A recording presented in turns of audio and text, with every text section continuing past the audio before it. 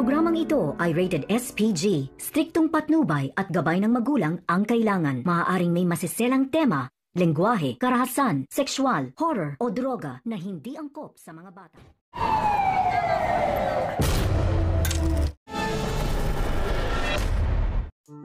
Nag-uumapaw sa galit itong si Tanggol matapos nga niyang puntahan ang kanyang ina sa San Dimas. Dito niya napag-alaman kung paano tratuhin ng kanyang amain na si Rigor ang inang si Marites. Napayakap na lamang si Marites sa kanyang anak na si Tanggol dahil sa wakas ay dumating na rin ito at sigurado na si Marites na makakalaya na nga siya mula sa malupit na kamay ni Rigor.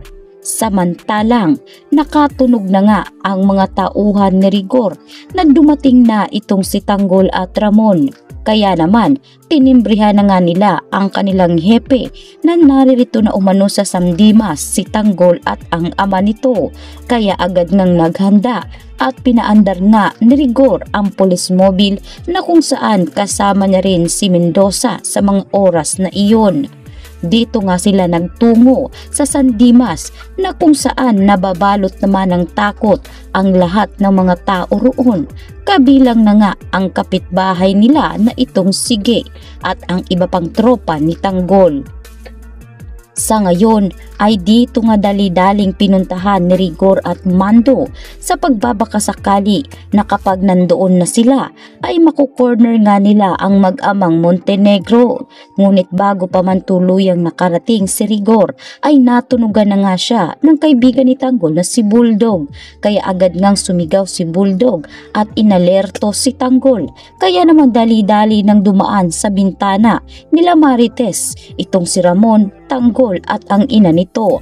Napatalo na lamang sila dahil kung dadaan pa nga sila sa pintuan ay siguradong sasalubungin sila ng limpak-limpak ng mga tauhan ni Rigor. Kaya naman malaking giyera ang nangyari sa San Dimas. Kaya naman sa pagkakataong ito ay sinisigurado ni Tanggol na makakalayo sila sa naturang lugar. Samantalang inabutan nga sila nitong si Mando.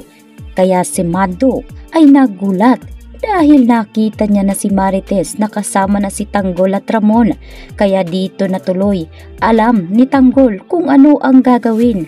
Kaya nakiusap na si Tanggol sa kanyang ninong Mando na patakasin na umano sila at nang makalayo na, mabuti na lamang. Agad ngang tinimbrihan ni Mando si Tanggol na mas mainam kung kikilos na sila para makalayo na sila. Kaya hindi inaasahan ngayon ni Marites na sa maraming pagkakataon ay tumulong nga si Mando sa kanyang inaanak na si Tanggol at hindi niya nga ito hinusgahan. Kaya laking pasasalamat ngayon ni Marites kay Mando dahil hindi niya umano hinayaan na masira ang pagkakaibigan nila. Kaya nakayuko na lamang si Mando habang tinatanaw ang papalayo na si Marites, Tanggol at Ramon.